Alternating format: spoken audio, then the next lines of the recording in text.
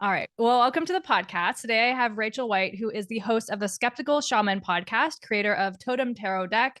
And you transitioned from corporate into the woo. And so we were just starting to talk online or Yeah, offline about toxic positivity and shamanism. And I definitely want to have that conversation on here because I think it's so powerful. And like you were saying, it's just a harder sell to like actually do the dirty work.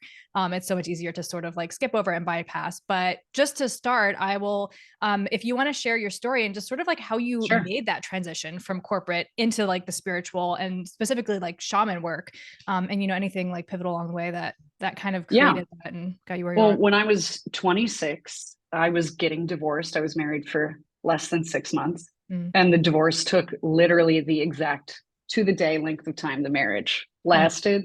And it was just one of those moments where I wasn't feeling good. I mean, professionally, I've always been a hard worker. I've always done well. I worked, put myself through college. So that was not an issue. I think personal things like finding where I belonged, being spiritually inquisitive but skeptical always made me feel on the outs. And so the divorce was the impetus. A friend of mine who we met because we were both fans of Buffy the Vampire Slayer. I know. When you look back and you remember those details, you're like, mhm. what even was that? Right. Yeah. In my life, said, I have this friend, JR, who's a shaman. You should go see him. And, I've always been curious, but skeptical. I always trust myself in weird things. So I was like, fine, I'll go. Like, what's the harm? It'll be fine. And it was amazing. And the minute I noticed it physically working in ways that it shouldn't have, meaning like he would leave me on the table and I would feel and hear people in the room Mm, and be like almost upset, like, who did JR invite over? Like, I'm sitting here getting energy work, open my eyes, and he's not even in the room. mm, And I'm not inclined to sort of believe nonsense. So for me, it was the beginning of a lot of interesting questions. And I started pursuing it, went to workshops, trainings, like all kinds of stuff, and started Totem, which is my spiritual practice, while I was still working in corporate real estate at a fairly high level. So, my business is almost 15 years old, but I did it off the side of my desk. So it's when normal people, I'm from downtown Chicago, everyone on the weekends would go out and drink. mm, Like brunch was like, a sport. And I never enjoyed those things that much.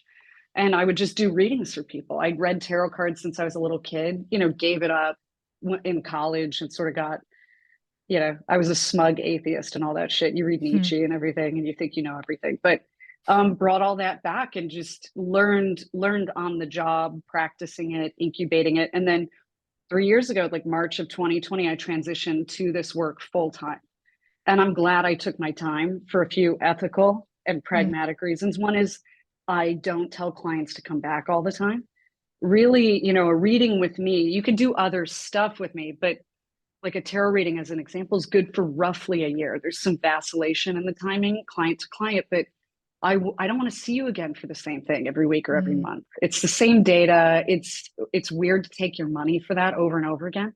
So you have mhm, to build a huge client base to do that properly. I think where you're not rotating the same people or getting weird, like even subconsciously, I didn't want there to be a temptation of like, well, you know what you need next, right? Because there's so many stories in big cities of people who are told by fortune tellers they have a curse or a blockage, you got to mhm, come back, and that upsell thing. So I'm like paranoid about ever slipping into anything like that. And yeah, this is the work I do now, and it changes all the time, which is something I love about it. Like I published a tarot deck, I make flower essences, whatever I get curious about. I can, if I studied herbalism, you get certified, you can sort of incorporate it into what you do. And the reason, it's funny, we're having a big party here next week in person. I've got friends flying in, Ayurvedic practitioners, astrologers, they're going to do mm, services for people. And someone's like, man, you are such a light worker. And I go, nope, no, no, that's not shamanism, right? Or, mhm. you must feel so good healing people. I go, I don't heal anybody. And so we were joking before you hit record that it's a hard sell, real shamanism being honest in Mhm. the Instagram saturated world of woo that we live in right now. Yeah. Yeah. Yeah. And I think the beginning of the healing journey is always that. I know for me personally, it was sort of trying to skip over the dark stuff, right? And just be like, oh, I just want it all to be happy, like right now, right? But as it goes, like I've been on my path for about 7 years now. And it's just gotten to the point where it's like now when the lows hit, I almost get excited about it. Cause I'm like, okay, what can I Yeah. heal now? What's going to be shown to me? And although it's like deeply uncomfortable, it's also really beautiful at the same time. And I think like having that, that's where the real shifts have been coming for me over the last couple of years. I'm actually like sitting in that and not trying to like force it to stop or like Yeah. shift it. I had a client last week pulled, she did a card reading, and I'm working with her on this, and she pulled the Ten of Swords card as the outcome card, which is never good news for anybody. Anyone who's familiar with tarot, you're like, come on, right? Like we were doing so good tarot spread, and she said, so I pulled another card, and I was like, no, no, no, no, no, because she's like, what does this mean? I go, you know what it means, but especially with that card, what it is the actual energetic watershed of feeling the release, the death, the grief, the cleaving away of things that have long ago died. And you can understand them cerebrally, but then there's this energetic moment, right? And so we talked about it. She goes, and I felt really stuck and weird and bad. And then I worked through it. And I said, I said, you just gave yourself such a gift. You sat in it, you didn't like it, but every time that comes up, you've done the thing where you get excited now because you're like, all right, this sucks, but there's going to be a nugget of gold in this. If I can integrate it and transmute it, and just sometimes just sit in the muck and not try and busy yourself or lie to yourself or distract yourself. Like sometimes all you have to do is allow it. Yeah. And our culture, we're really addicted to just only the ups and never the downs. It's a perpetual summer emotionally, economically. There's never a moment to let the field go fallow, to have a winter, to experience grief, not always just over death or just like letting some of those other things happen. We treat them like they're toxic. Yeah.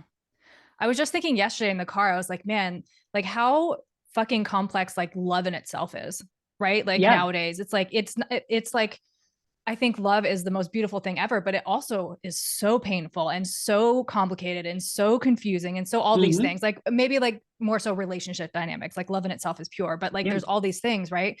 And it's like I don't know, like, and I will say, like, I still like have those moments when I'm in a low where I can definitely feel like victim-y and like and cry and like move through all those things. Right. But then it's like you said, witnessing it and allowing it and not attaching to the ideas and programming that's going on. Right. It's like just seeing it and be like, okay, this is just like my mind. And, but it is, we're so dynamic, and I don't think you can have one without the other. It just goes. No, hand and in I also hand. think there's something dishonest about spiritual bypassing. Like it's literally just, it registers as a lie. And the other day I was having a real moment.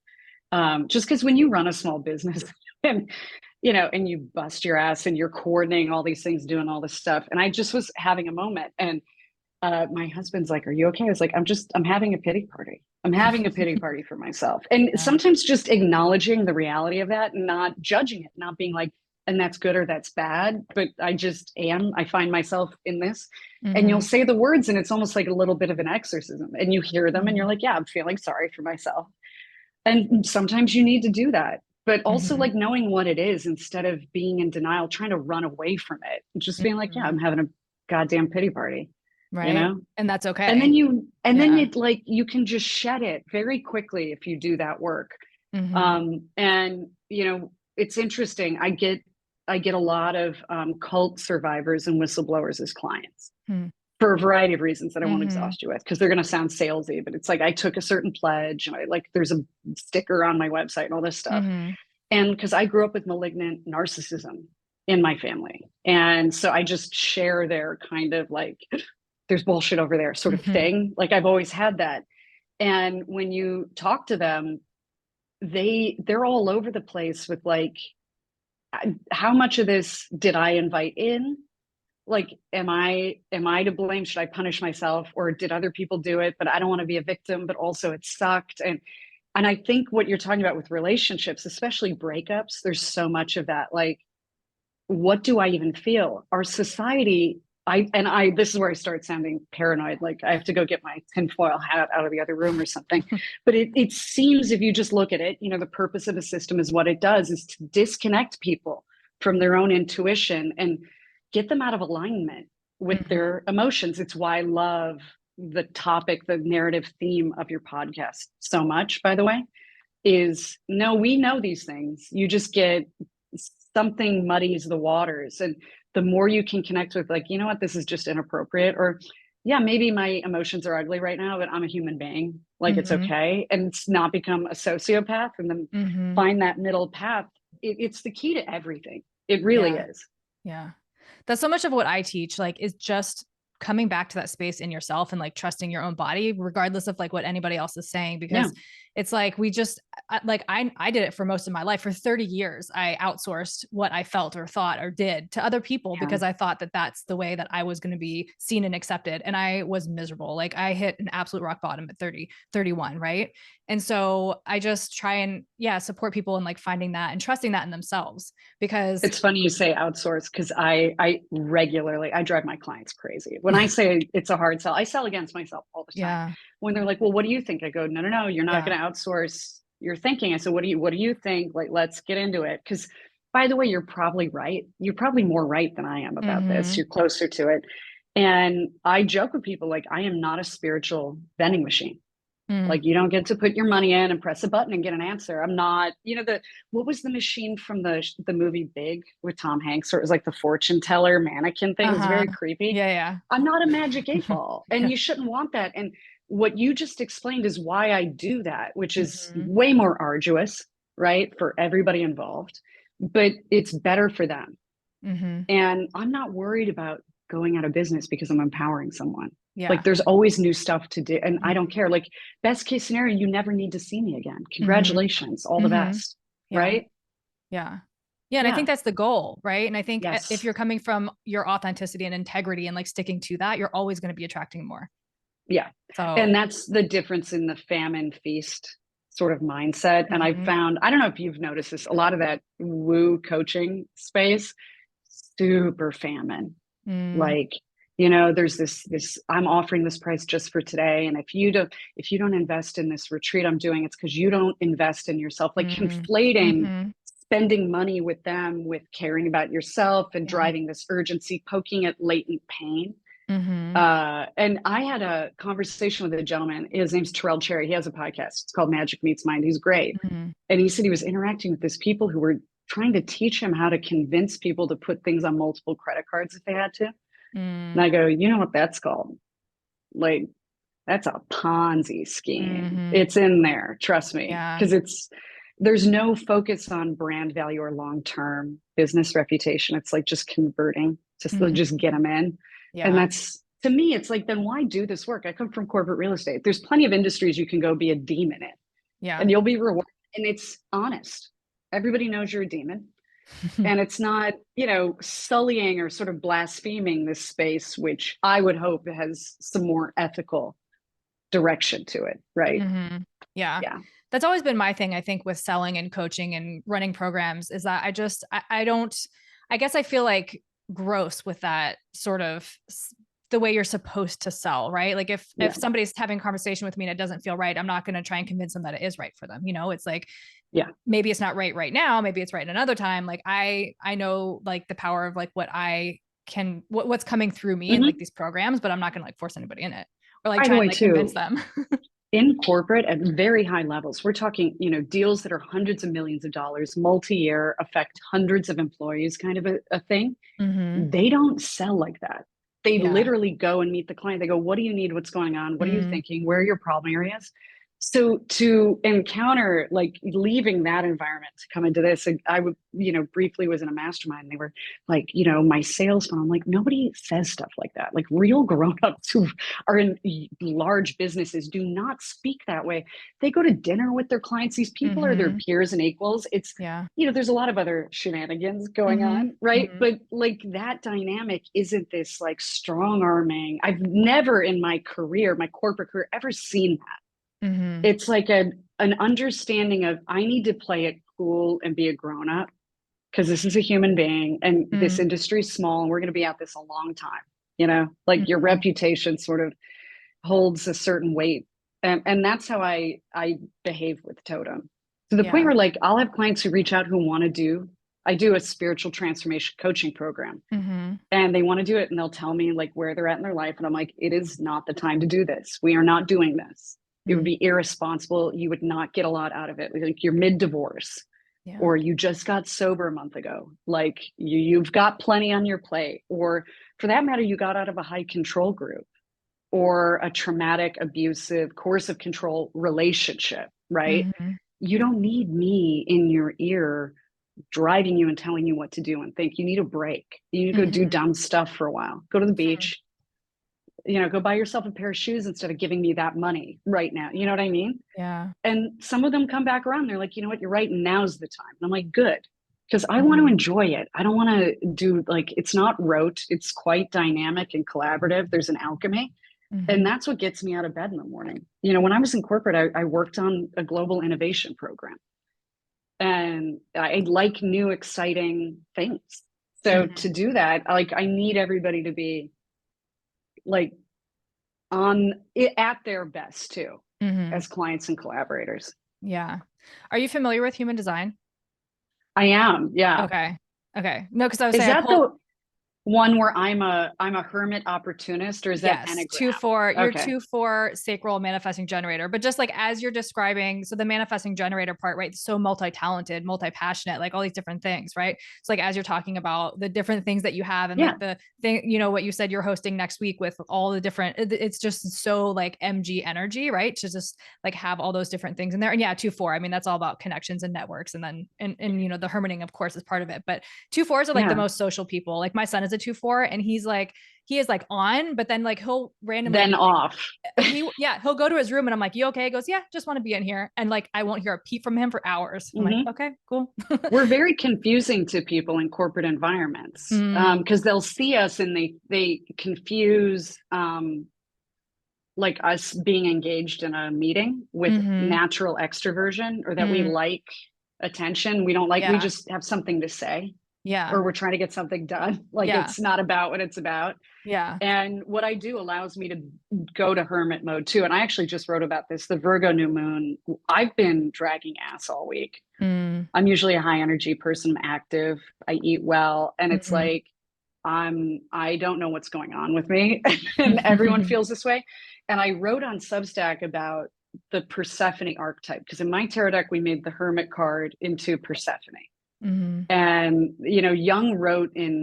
Carl Jung wrote in one of his books about how Demeter, Persephone's mother, is the archetype of the devouring mother, the perpetual summer, agriculture, commerce, work, and that Persephone individuated. Like there was this huge act of rebellion. And I really think all of us right now, especially with a Virgo, September number 9 hermit card kind of new moon, it was like a call to action to me, but all my clients wrote to me. And I was Mm-hmm. like, let's be seditionists right now in society and hoist the black flag, and like turn off our computers. It's enough. Cook ourselves a meal and like slow down, because I need that more right now than I've needed it in a very long time. Mm-hmm. And even this coming week, I've got this big event. People are coming. My husband, who's a chef, is going to cook some food. We're going to have, drinks, alcoholic, non-alcoholic, have a little party here in Austin, Texas, Mm-hmm. right? I'm not doing any client sessions next week, Yeah. because I know I don't have an infinite amount of whatever that is. Mm-hmm. People who do blow me away. Yeah. Like Yeah. keynote speakers that are touring, that are always like on a camera. I'm like, how do you do that without just drinking human blood? Like, what Yeah. is the secret? This summer has been the most I've like, cause I'm usually on like all the time. I go, like single mom. I have, my full-time job, and then I have podcasts and my coaching, like all this stuff. And so this past summer, my kids were gone for like 2 weeks, which is the longest I've been away from them since Yeah. like in like 14 years. It was wild, but I literally did like nothing. I blocked off my entire schedule from podcasting, like everything. Like I edited podcasts and I put them out. Yeah. But other than that, like I did everything I don't normally do. I watched TV, I relaxed, I read books. I quit drinking a year ago. So like that wasn't part of, but like I Yeah. just like indulged in like whatever. Like, and it was like I could just feel like I needed it so badly because I've just been overworking myself. And I think when you get into that mentality, it's like you're pushing so hard at something and you're keeping it away by being like that. Yeah. But it's interesting you talk about like the Virgo new moon, because like the last August for me, I was so low. And this new moon, for some reason, like brought all back my creativity and like everything. It's in my second Yeah. house of like self-worth. So I don't, and material resources. So I don't know if it's just because of like that it's like, let's get going again. But it's like, it's been really interesting. But I've just like, yeah, the last like August was really challenging. But I feel like this summer with everything, it's been challenging for a lot of people. There's like a lot of shifts Yeah. happening. Well, I think COVID did more damage than people realize. Mm-hmm. Just what happened culturally, politically, Yeah. economically, et cetera, right? My husband and I moved to another state. I had to reconfigure my business. Mm-hmm. And, there was a lot of pushing. And then corporations, I just posted about this on LinkedIn because this guy pissed me off so bad. He's in real estate and he's like, these workers, they have a real attitude about work and we have to kill that attitude. Like he was basically calling for corporations to put their boot on the throat of the Mm-hmm. workers, right? And I think people are living that and feeling that, even if they're not saying the quiet part out loud all the time. I've never known people to work more, to be more drained financially, energetically. Like just clients, when I talk to them, there's very little like latent hope. Like they have to sort of develop their own hope or like get in the solution. It's not just this like everything's going to be okay Mm-hmm. vibe anymore. Mm-hmm. All of those things have like you have browser windows open on all of Yeah. that with your energy Mm-hmm. body all the effing time. Mm-hmm. And kids right now, what they're dealing with, I can't even imagine being a parent in the time of social media, because it used to be if someone was mean at school, like you would go home and you got some relief, right? Or if Mm-hmm. there was pressure or heartache, even, like some boy you liked, Yeah. you saw him holding hands near the lockers with somebody else or something, like it's oppressive. And that's part of that enmeshment with Demeter, the devouring mother, those umbilical cords, those Mm-hmm. energetic cords. Like, even if you're not producing at work, you're expected, like, especially if you have a business or a podcast, to produce Mm-hmm. content. It's this commodity now, your extroversion, your FaceTime. And it's like, yeah, but what am I saying and why am I saying it? Yeah. Let's take a time out and restart. I don't do shit, pardon my French, on podcasts or social media unless I have something to say. Mm-hmm. I didn't do this event for any other reason than I wanted to do an event for, frankly, what's called May Bon, which is the equinox. Mm-hmm. And I was having friends in town. And in order to help them pay for their flights to come here for that weekend, they're doing services and I'm throwing a party. I'm going to see my clients, Mm-hmm. have some, like, there's a so what driving it. Yeah. And we just know we're being measured on either what we're consuming or what we're producing. Mm-hmm. And it informs everything. And it takes a lot of discipline to go, you know what? I'm going to read a book today. Mm-hmm. How about that? Yeah. Yeah. And it like really feels like the astrology, like the transits and everything is really reflective of like what we're experiencing, Pluto and Capricorn and then Saturn and Oh, yeah. Pisces. And like as I was like reading through your website and everything that you do, it just feels very like Saturn and Pisces, right? Where it's like we want to like the business and the woo like combine together to like make it work.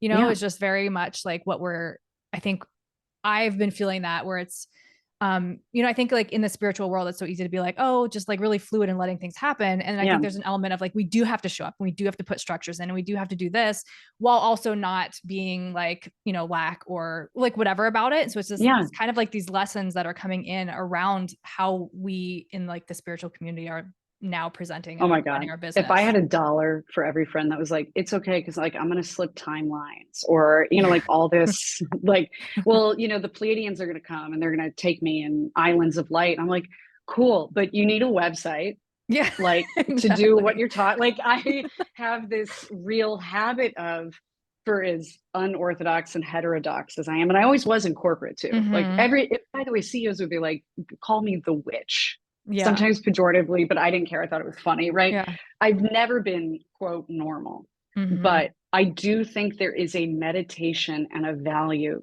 to material reality. I think we're here for a reason. And Mm-hmm. I think part of the task, this is a lot like the spiritual bypassing thing. There's a reality bypassing Mm-hmm. button. And in order to anchor all these things in your life and make them real enough to enjoy the woo, you have to put some things in place.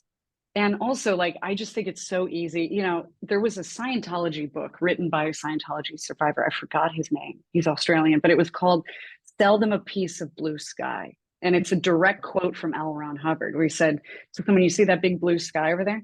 We're going to sell people a piece of it.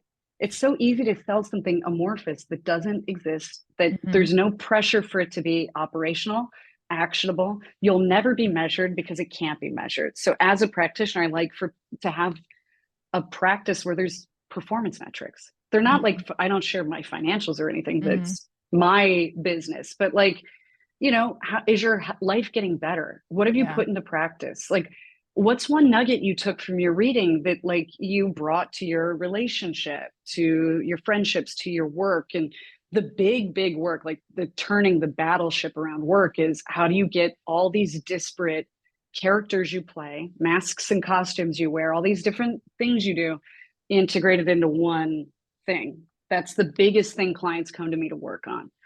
Is I do this job, it pays my bills, I hate it, I don't identify with it, it has nothing to do with me, I know I'm contributing to these things that I don't like, you know, transhumanist agenda stuff. Truly, a lot of my clients are very high functioning people in tech jobs, and they're like, I don't like this, but you know, I need to build my life raft or my bug out bag, or I need to figure these things out. And that's a multi-year process. Yeah. And a lot of it's like the devil's in the details. I'm working with coaching clients now, and they're psychic. And I go, the psychic part's the easy part. It's the fun part. It's a refreshing part for me. It actually grounds me. I love it. The messy part is like, how do you organize a business? How do you organize a client session? How do you start it? How do you end it? How do you manage follow-up? How do you manage scheduling? You know what I mean?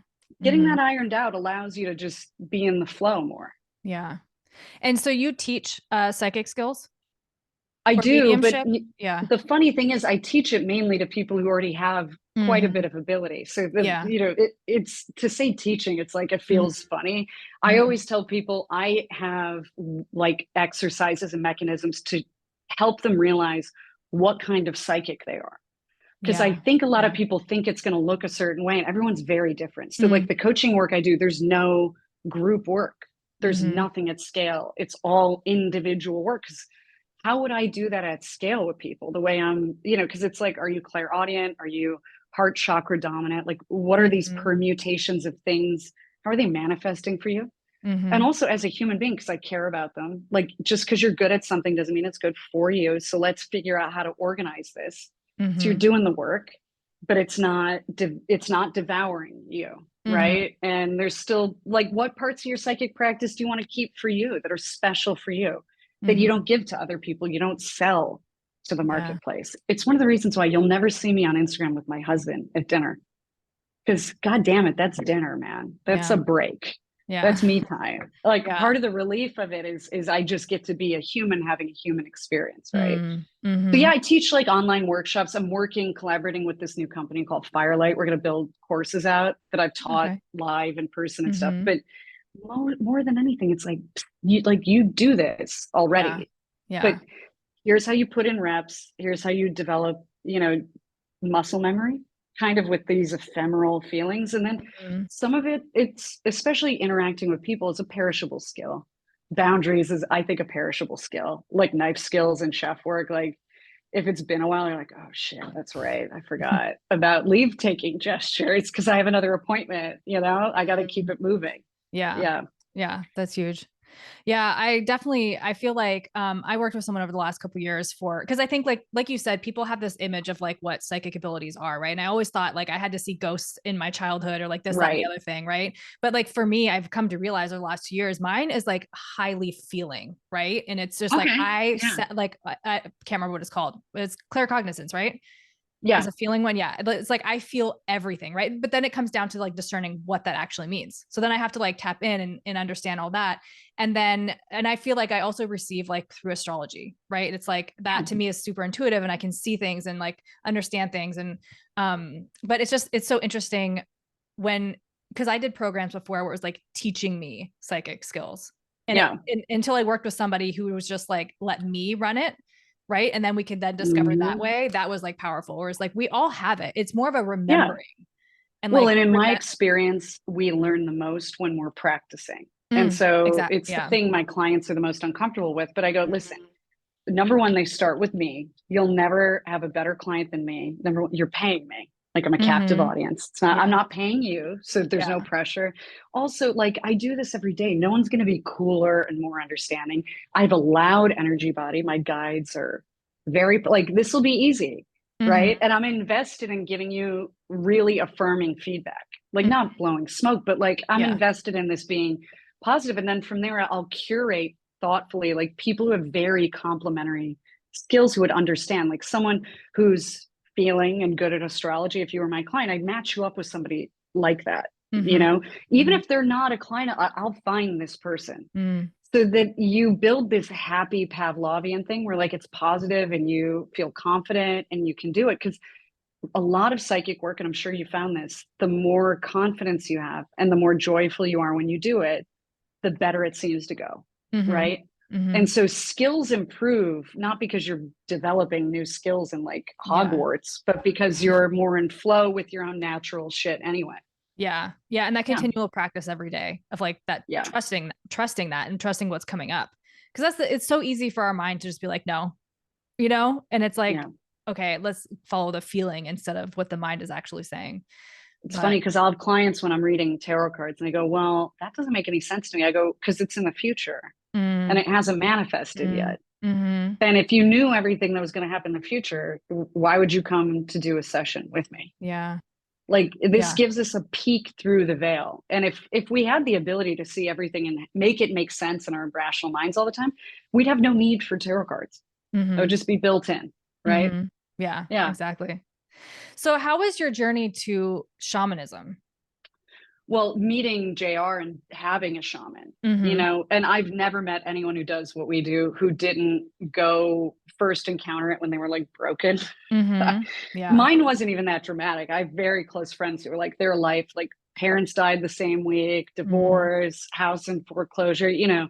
So that wounded healer thing is a big part of shamanic work. So found JR and then just got insanely curious and started Totem because honestly, and I'm not saying this to sound nasty, but I went to every workshop, every certification. I went to like shaman school, paid thousands and thousands of dollars, and kind of came away feeling upset and bereft that I couldn't find a mentor. Like I had really set the intention, I want to find someone with whom I can learn, right? And like an apprenticeship or someone who's going to guide me.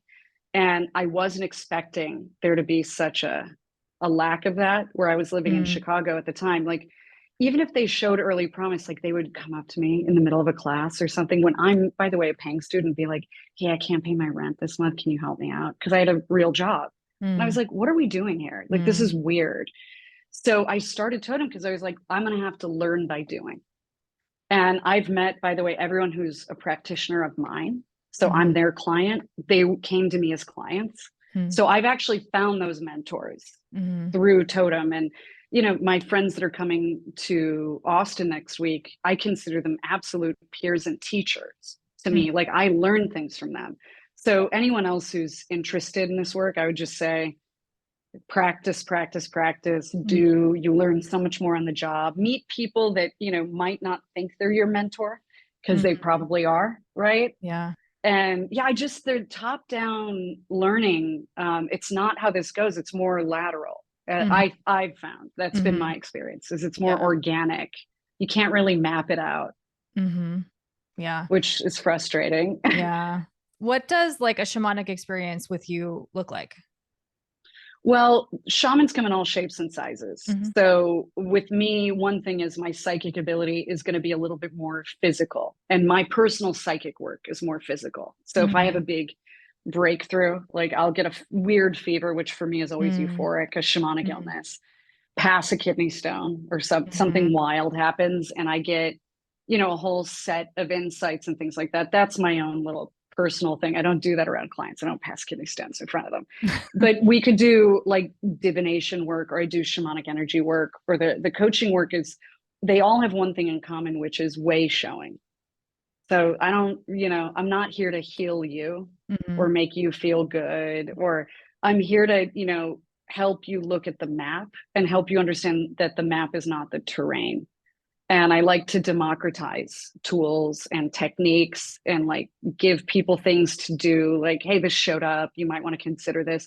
Never like my stuff either. Most of the time, like if someone's dealing with the remains energetically of a bad breakup, I'll be like, take a salt bath every night for the next week. You can use Epsom salt. You can use table salt. It doesn't have to be, blessed Wiccan salt. People generally have these ideas that everything has to be super formal, and simple, sustainable things that people can do. And also, like, shamanism is old. It's from every continent, every culture in the world. It all has these same things. So I don't reinvent any of it. We do totem animal work, we do ancestor work. I'm not creating anything new. Even the flower essences, I make them the way they were made 4,000 years ago. They're in mason jars of grain alcohol in my closet right now. And then it's water, and that's all that goes in that bottle. And like, there's no new, I don't put a new spin on anything. I joke with people that I'm a broker with spirit. My spirit guides get your spirit guides. I facilitate a meeting, and my biggest task is kind of to get out of the way. Yeah. I love that. I had a shamanic healing in Mexico, like, oh my gosh, when it was like 2 years ago, maybe 2021. Yeah. So it was 2 years ago. Yeah. And I was honestly like really nervous for it. Like I had like a mini panic attack when I like got in the room with the shaman. I was like, oh my gosh, what's going to happen? Was it a male or female shaman? It was a female. Okay. That'll help. Sometimes when you go to like Mesoamerica, South America, you get that hardcore dude shaman. And they do not, if you think I'm harsh, you should go to Russia or Mexico. Oh yeah, I can imagine. See what's up. No, it was definitely helpful that she was a female, but it was like, honestly, it was one of the most profound, and I still feel like I'm feeling the effects of like what came up during that session. And it was like the things, like, I've never really been a visual person. Like I said, I feel, but like during that session, I was seeing things, I was hearing things, and I was like, this is wild. And she was like, after the session, she was telling me about the things that she saw and how it was literally what I saw. And I was mind blown. I was like, this is like phenomenal. That's the format of every energy work session I do. And people are blown away that can happen remotely. So we'll schedule a time. They're in California or Portugal or wherever they are. I set up the energy work table as though I'm working on a person, but I enter a shamanic journey to the drumming music when I do the work, and I take copious notes. We meet on Zoom like afterwards to cross share, and I'll show them my notes, and they're like, that's exactly what I saw. It stimulates a lot of visual symbols, animals, people, figures. And the theory is that that's endogenous DMT getting released in the pineal gland. And the drumming music we listen to when we enter a shamanic journey meditation puts you in a theta wave state, which is identical to a lucid dream. Which are generally highly visual, and you sort of feel in control. It's not scary. It's inner space versus astral projection, right? So there's all kinds of things about it that make it work that science is now catching up to. And the other thing I'll say is, I microdose a little bit every day. I go through pulses with that. And my friends that are coming in, we are going to do plant medicine together. But shaman does not mean we give you drugs and we do drugs. Like, I waited until a ripe old age before I did a hero's dose of psychedelics, and I found it boring relative to shamanic meditative states I'd already accessed. I was going to ask about plant medicine, if that was part of your actual like shamanic journey, because everything I've understood and read is that part of being a shaman is you have to like die, right? Like, or get to that space. And it sounds like a lot of times it's through plant medicine. I don't leverage it when I work with clients. I like to be super clear. And also, though, I think I have a super high baseline level of endogenous DMT. I've discovered that, like, my baseline consciousness is very trippy. Like, I'm good with that. And also, I like, for energetic protection reasons, to maybe not be so out at the margins. So I like to save the fun drugs for me time, like with friends. And part of being a shaman is doing that work for yourself too. Like, it's not just serving clients. If you're not checking in, doing your own stuff, breaking yourself down, building yourself back up, you're not going to be able to serve others. And you're always evolving. And so that work never ends. You're never like set. It's never done. But I don't sell or facilitate psychedelics with clients at all. I live in Texas. No, I mean, I was more asking for your personal practice, if that was part of your personal journey. I'm super intentional about it, and you Mhm. can journey and trip out without it. Yeah. And Yeah. yeah, and some it's I actually, it's funny, I will get very psychedelic experiences from other plant medicines like flower essences. Mm. So when I took like 4 grams of mushrooms on the Mhm. winter solstice 2 years ago, my husband came out to check in on me. He's like, well, does it do anything? I was like, yeah. I mean, like, Yeah. the tree has eyes, but the tree has eyes like every other Tuesday around Yeah. here. And I said, it's funny because when I take Orange Glow, which is my nasturtium flower essence, it's way more euphoric Hmm. than the mushrooms. And it connects you to the earth grid in a sort of similar but different way to Mhm. psilocybin, right? Like this Mhm. connection to earth and living matter. And I was like, we already have a house full of things that do this. Like, you don't have to, I was like, I don't have to go this deep. And it was totally a surprise because Mhm. I was scared. I was like, I hope I don't have a psychotic break. And it was Yeah. the opposite. I was like, I came inside and watched Midsummer, of Yeah. all things. Like, I Yeah. was like, yeah, It's a let's scary turn movie, the right? volume up. Oh, and it's about pagans and mushrooms. Okay. And I That's what I didn't know thought. that before I started watching it, but I could have handled, like, you can handle a lot more in that moment. Yeah. And Yeah. the other thing I'll say is, there are teas, herbal teas that stimulate things that are way deeper than what you're going to find with like mushrooms. Ayahuasca is Mhm. different. Ayahuasca Mhm. will take you Yeah. to far deep places. It will, Mhm. but like blue water lily, like blue water lotus tea, Mhm. ancient Egyptians would drink that to access the realm of the dead. I started drinking it as an experiment every night before bed, and it's literally a blue flower dehydrated. Mm. You put in tea water, a little honey. I had so many past life memories coming up, Mm. like real time reels of them, Yeah. that I had to take time off of work to process Mm. it. Wow. Yeah, and you're not, it's not a psychedelic in the true Yeah. sense. It's, you're just drinking this tea and going to bed, Mhm. but it's it's deep. It works. There's a Mm. reason they painted that plant on every sarcophagus that they Yeah. dig up in Egypt. Yeah, Yeah. It's so interesting. I microdosed. I started microdosing, I think, last year, and it's I'm not like, incredible. yeah, I'm not super consistent with it, but for me, I think in my journey, it just helped me like move a lot of trauma, like having the like clarity and sort Yeah. of like the subconscious a little bit.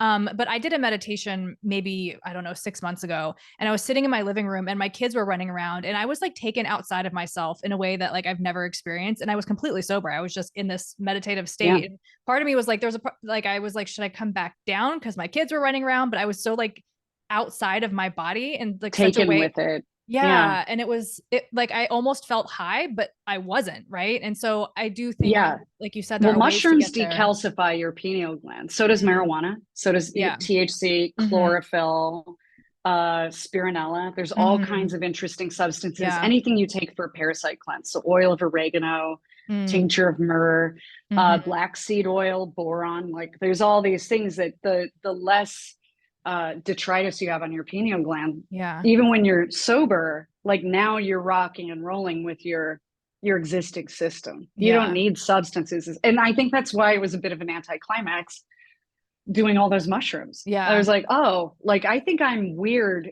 anyway. Yeah. Like, like, you don't know how different you are until somebody Yeah. points it out. Like, Right. wait a minute, you eat Yeah. what for dinner every night? You're like, Somebody just said you that to don't. me. Yeah. Yesterday. They're like, you're really weird. I was like, I'm okay with that. Like, it Yeah, is what it is. it's why exploring other states of consciousness is really valuable, because you Mm, learn a lot about your baseline. You learn a lot about yourself. I microdose, by the way, for PTSD as mm, well. I have a complex PTSD diagnosis, and mm, one thing I noticed is I don't feel cumulative, like ambient anxiety, because mm-hmm. I don't have like full on anxiety Yeah. or generalized anxiety disorder, but when you have PTSD, you have a very heightened vigilance. Mm-hmm. And like, my thing was, if there's a problem, I attack it like Mm-hmm. real quick, no matter, even if it's like paperwork or something. Yeah. And what microdosing has given me is I don't feel like I'm starting at a deficit every day and I have to like survive. There's not that Mm, survival mm-hmm. thing that's around. I'm way more present. Yeah. And you don't, you know this, but people don't know, when you microdose, it's not trippy at No. all. Yeah.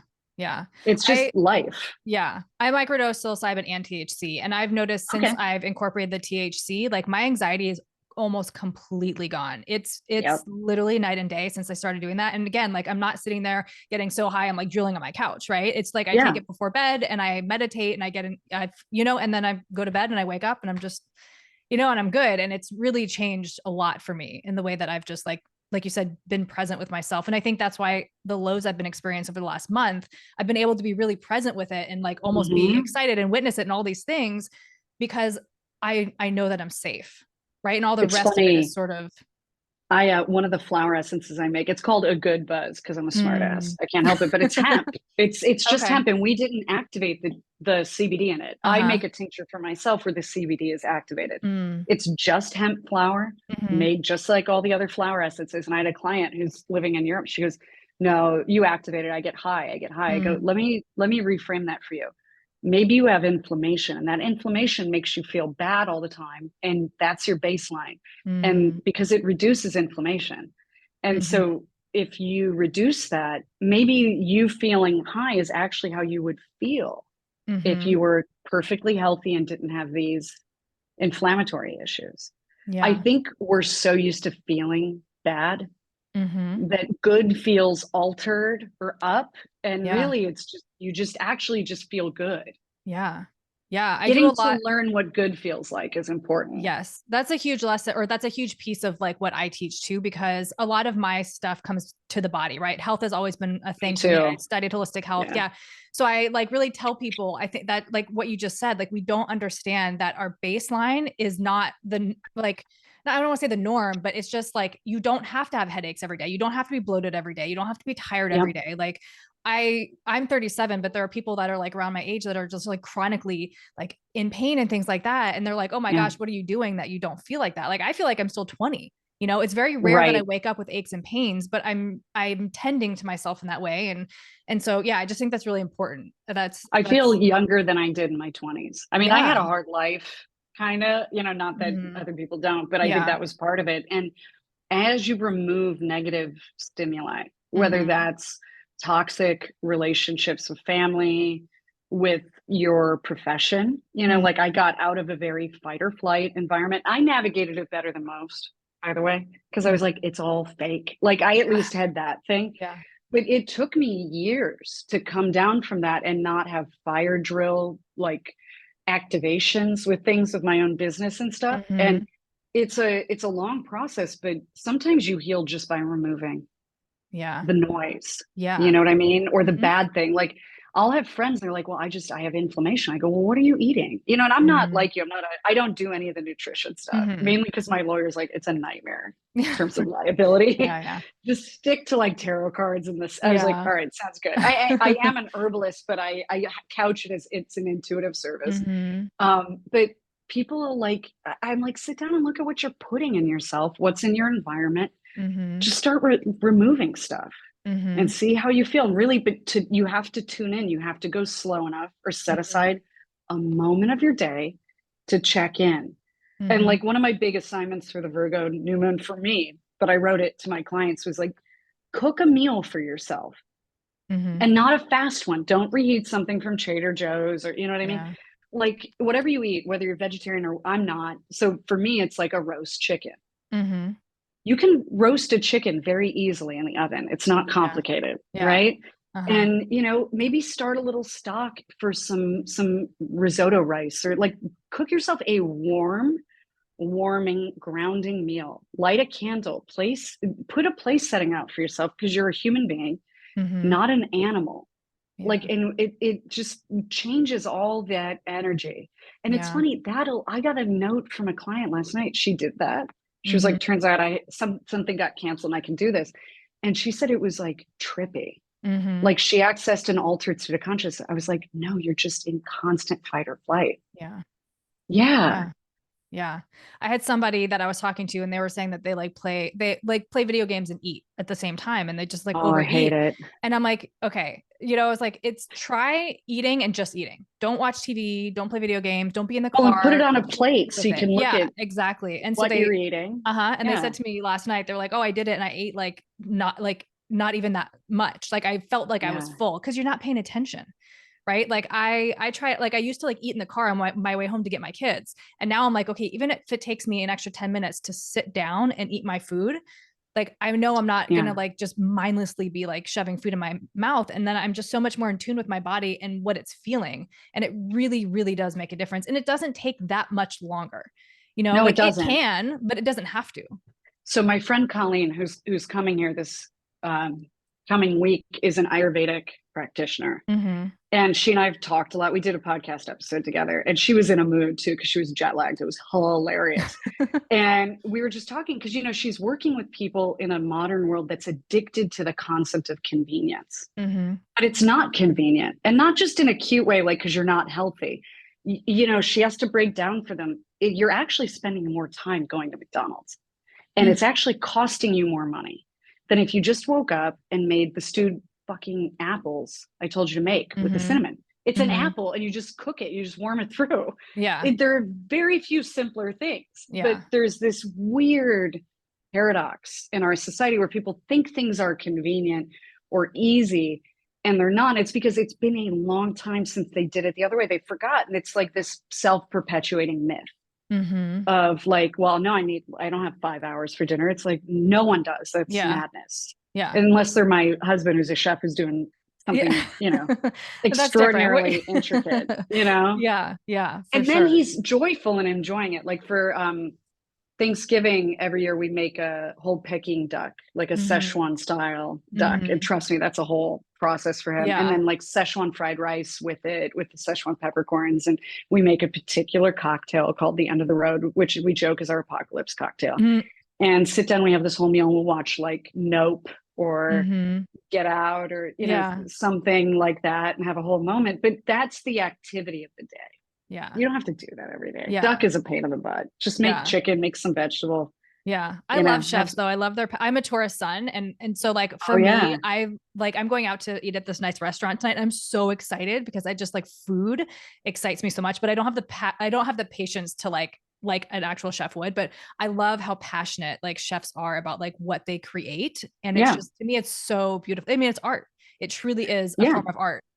Well, the irony too is as Colleen was talking to me in that podcast episode, I realized she had everything in common with my husband and his point of view. And it struck me like people have an idea of Ayurveda as like it's herbs, it's these oil massages, it's these things, right? But really what it is in its essence is it's a very Italian and Japanese thing too, where it's you eat local, you eat in rhythm with the season where you're living, you eat things like differently at different times of the day, depending on the season. And it's this seasonal farm to table attitude about life. And more than anything, it's behavioral. So Colleen's thing, she would assign people, had nothing to do with food, none of these quick tricks right away. She'd be like, 10 minutes a day, I want you to slow down and sit with yourself. And, I'm a fire dosha. I forgot the name of it. She's going to kill me in the Sanskrit, but thank you. And she's like, in the afternoons, you need to give yourself a sweet treat. And I was like, I'm sorry, what is this madness? Like my whole body had this reaction to like stopping work, and I'm one of those people where I work and I don't eat and I feel just fine. And I wasn't even complaining to her. She and I were just talking about like clients and stuff. She's like, you need help. Like I'm going to help you. And so my husband made me Turkish Delight, which is this old school gelatin, rose water, pistachio thing, and got me some loose chai tea. And she's like, well, it's still a fire drink, but I'll allow it because there's milk and sugar. Like I'm gonna allow this. And I do every afternoon. I give myself a sweet treat now. And I think it's not about the sweet and it's not about the treat. It's about the like slowing down and being like, I'm a person. Yes. Yeah. Not an algorithm, not a machine, not a beast of burden. Yeah. Yeah. And I'm my own boss now. I have no excuses. There's no one abusing me. I'm abusing me. Yeah. Yeah.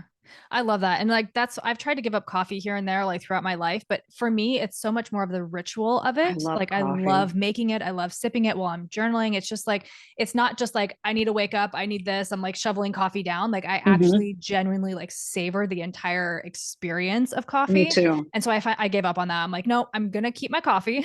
I'm going to drink my cup in the morning, even if it's 2 cups, like it's fine. I'm not even going to like shame myself about it anymore. Cause it's more of like a presence with it.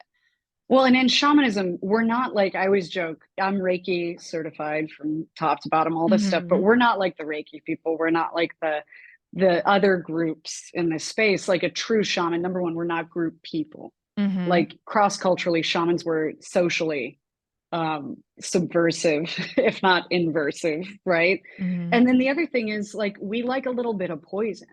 We do. It's Mm-hmm. part of the psychedelic tradition. But more Mm-hmm. than that, like some in Mesoamerica, they really on purpose get bit by poisonous snakes, Mm-hmm. insect spiders, because Yeah. it would transmute into medicine in their system. And for me, you know, I like a little bit of alcohol. Yeah. And you should see people's reaction to Mm. me being like, I'm gonna go have a mezcal at Yeah. the restaurant tonight. And they're like, well, you know, that's not good for your energy body. And then I'm like, it's not good for your energy body. Yeah. Yeah. I like a little bit of poison. And I think because it's more integrated for me, Mm-hmm. I never went out and partied. I hate going to bars. I hate noise. Yeah. You know, I'm an Yeah. introvert, but if I'm at dinner, I allow myself a little bit of poison. Last Yeah. night we smoked a joint and watched Vanderpump Rules. It doesn't get Oh much more my gosh, I poisonous than just that. started that show.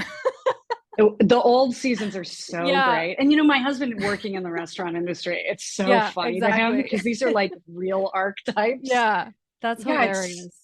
Yeah. let just something that's not like it doesn't always have to be, you know, reading Sigmund Freud Mm, or like doing the artist's way. Like sometimes you got to yeah. let a little steam out. Yeah. I was It's just talking. okay. Yeah, I was just talking about that. I think on the last podcast episode, but it was like we have all these like standards and expectations of what spirituality should look like, right? And when I had that It's shaman, puritanical. yeah. Yeah. Well, it's just like I think like it's just coming back to your authenticity, right? And like what you feel. Yeah. Like you said, if you feel like alcohol, like I've been sober for a year, but I'm going to this really nice restaurant tonight and I think I'm gonna have a glass of wine. And like my mind wants to argue, like, no, you've been so good and like this and it's not Yeah. spiritual and it's gonna adult. But then there's a part of me is like, I just want to do it. And it doesn't And by have the to be way, a I've gone more than without that. alcohol for years of my life. I've gone Yeah. without meat. I've gone without refined sugar. You know, Mm-hmm. I have done the things when my body and energy body and mind and psyche and the work I was Yeah. doing, when it Yeah.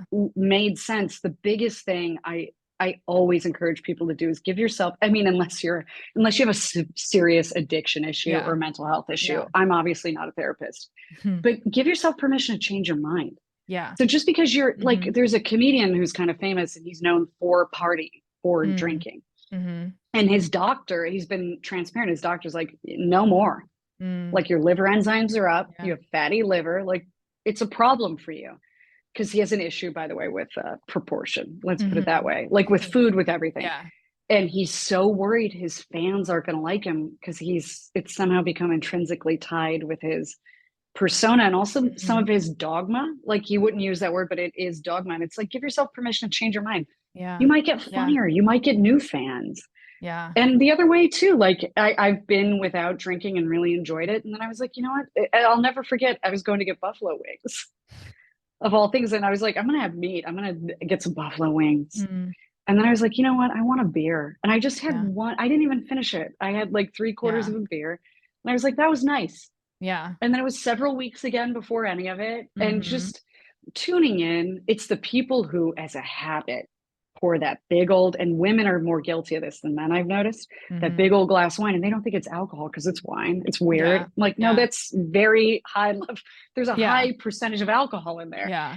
And I've also noticed with like a lot of my clients too, they'll complain about socializing with other women now, especially other mothers. It's a lot of wine drinking. Mm-hmm. And nobody's really present. There's no Yeah. dialogue. No one's Yeah. listening. It's just this sort of like loud shout talking drunk fest Mm-hmm. that leaves people just tired and hungover, and Yeah. no one's made a real connection or had a real discussion. Yeah. So I do think our It's culture, numbing and there's disconnecting. yeah, and also Mm-hmm. makes some people manic. Yeah. I've Well, been out to that's dinner where I'm like, you're yelling right now. Like, yeah. can you lower it? If I'm sensitive to anything, it's loud Yeah. noises too. And Yeah. I'm I like, feel that. we're all trying to enjoy our buzz and you're yelling now. Yeah. And not angry yelling, happy yelling, but it was a Mm-hmm. lot. Yeah. No, I Yeah. definitely like have witnessed that since in the last year that I've been sober. And it's interesting because like, I mean, it's been so confronting and so uncomfortable at the same time, like trying to date and Yeah. like trying to be out and being sober and Oh, it's everybody's such a drinking. It's like, social lubricant. oh, so And much the so. phantom limb syndrome of like you used to have the glass, Yeah. just even a Uh-huh. thing to do. Yeah. Yeah. Yeah. I just do like soda water and lime juice. And I found this little like tincture thing that I like put in it and it like makes me feel like I'm drinking or whatever. But like, Yeah. but it's just, yeah, it's an interesting dynamic. But I do want to like kind of talk about the flower remedies. So I actually just started like a flower remedies maybe like 3 weeks ago. I did it a couple years ago, but I saw on your website and like you've talked about it too. I just find it so fascinating. Like, what is the actual like? How does it work on our bodies? Yeah. This was a thing that I thought was BS until I tried it. And I actually ran a huge, like just an individual experiment with it. So a friend gave me Bach Rescue Remedy, Mm-hmm. right? It's, you can get it at Mm-hmm. Whole Foods. It's Yeah, great, by the way. that was the original, And right? yeah, Oh, well, it's an interesting story. He revivified a very old tradition yeah. that is Mm-hmm. more like people would do on their farms or in their own home in Mm-hmm. Germany. And, you know, Mm-hmm. I've been to Germany and schnapps there is not like schnapps here. It's Yeah. herbal tinctures. And Mm-hmm.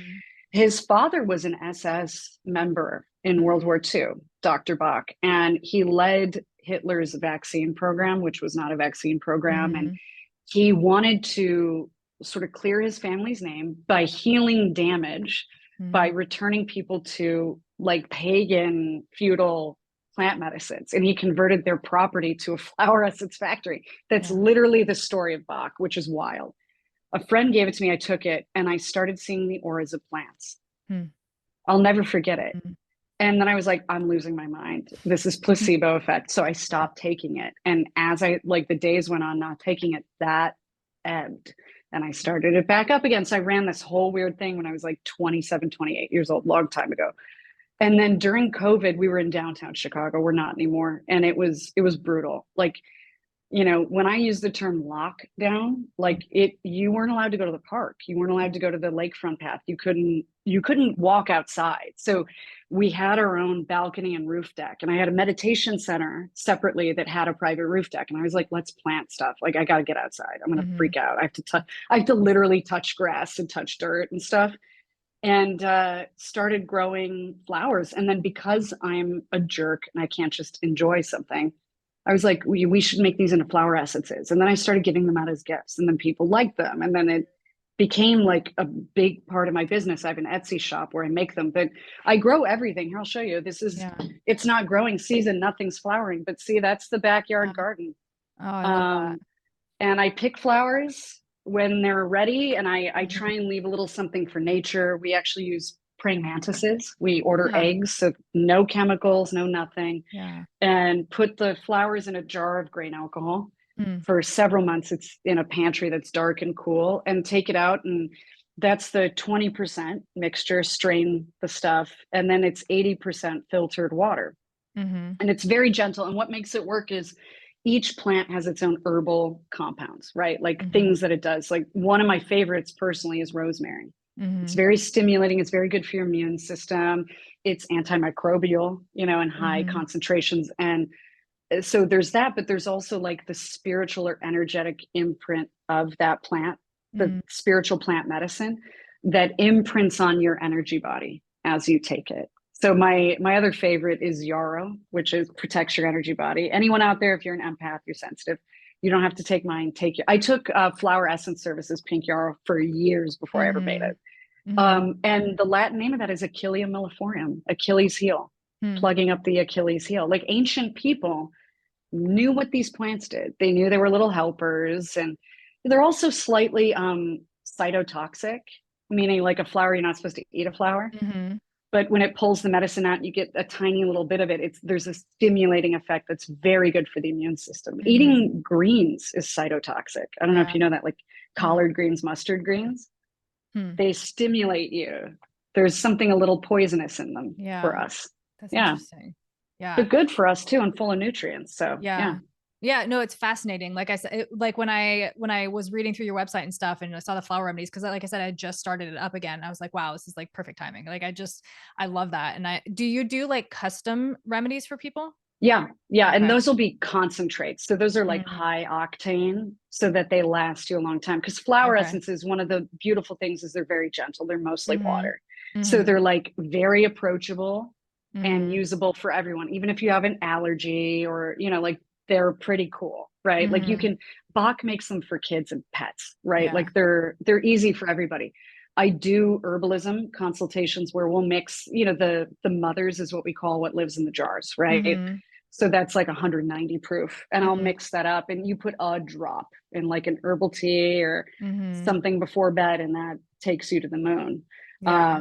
My favorite compound to use in the concentrate is the Turkish poppy, seems Mm. to, for witches and Yeah. mystics, seems to really send them out in the astral Yeah. during a time when they want to do that. Yeah. Uh-huh. Turkish poppy. Interesting.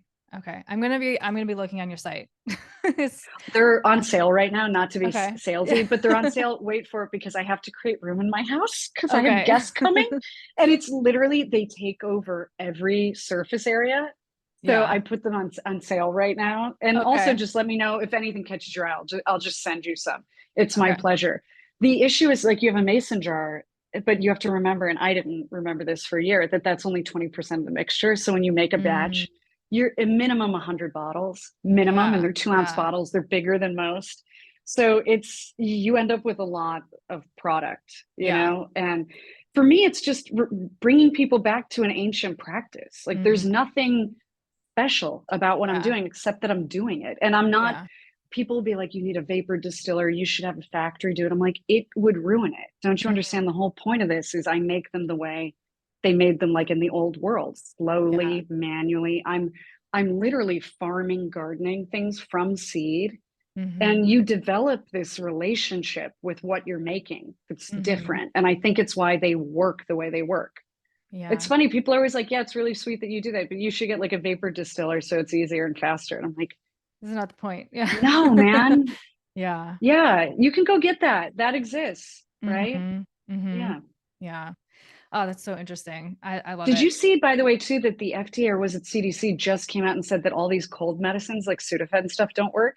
I Did you didn't see see this that, but I'm story? not surprised. I honestly like I don't watch the news because I'm just like I just Right. can't. But Well, it's yeah. clients sent it to me and they're like, Okay. LOL. And I was like, it just never.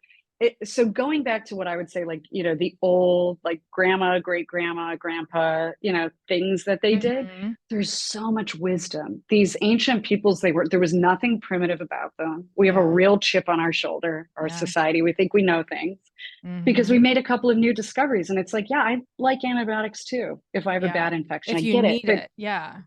there were Yeah. things that came before that also work, and Mm-hmm. maybe we won't need so many fixes if we're more tuned into things proactively anyway. Yeah. Yeah, taking back agency over our health. And flower essences, herbal remedies have just been, it's been mind-blowing for me to Yeah. use them, experiment with them. I love it.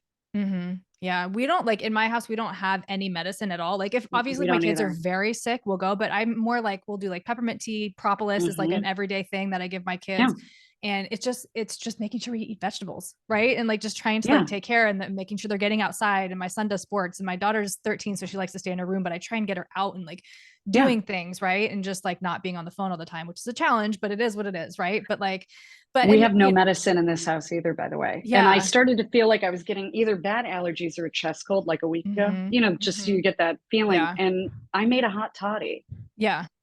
and I put, Yeah. because I have chamomile extract. So Mm-hmm. instead of using whiskey or something, I use the chamomile Mm. mother. And I was Mm-hmm. like, here we go. And there's terpenes in it. It's anti-inflammatory. Yeah. And I don't need to know exactly the mechanism of why all these old things work. It's They like when just do. people, yeah, and I'll say, I Mm-hmm. don't need to know how the clock works to tell you what time it is. Mm-hmm. Like, it's okay. We Yeah. don't have to boil the ocean every time. You know Yeah. that peppermint tea works. It Mm-hmm. works. Go with it. Mm-hmm. Yeah. Exactly. Yeah. This has been so interesting. I've loved having this conversation with you. Is there anything that you're currently working on that you want to share or just want to let everyone know how they can contact you and work with you? Yeah. I mean, you can follow me on Instagram. I'm passive aggressive about being there. So it's sort of funny. I'll probably disappoint you.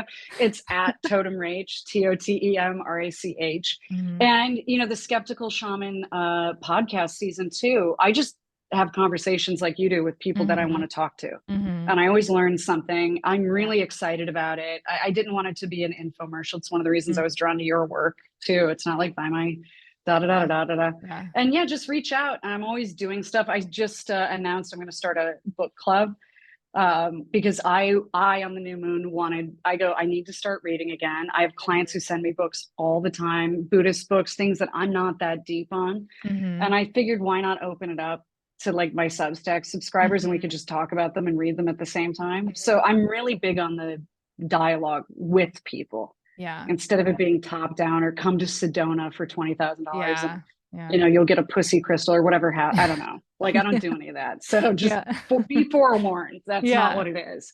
Yeah. Yeah. I love that. I'll have to check that out. I read so much. It's slightly ridiculous. Like, is I this a used problem? to, and I got Yeah. it was sort of my bad habit. Instead of the big Mm. glass of red wine or something, Yep. I got it in my head that I didn't have time to read. It was a weird Mm. myth that I created with myself. Mm-hmm. So I'm Yeah. undoing it now. Yeah. Yeah. That's good. I always say, like, I want to know everything. There's like, and I feel like books are definitely like knowledge, right? You can learn something in everything that you read. So, And you're not looking but at a screen. It exactly. helps you go to bed. It's good for Yeah. you. It's self Yeah. care. It absolutely is. Well, thank you so much. It's been such a Thank pleasure to you. talk to you. Yeah. We'll talk to you soon. Thanks so much.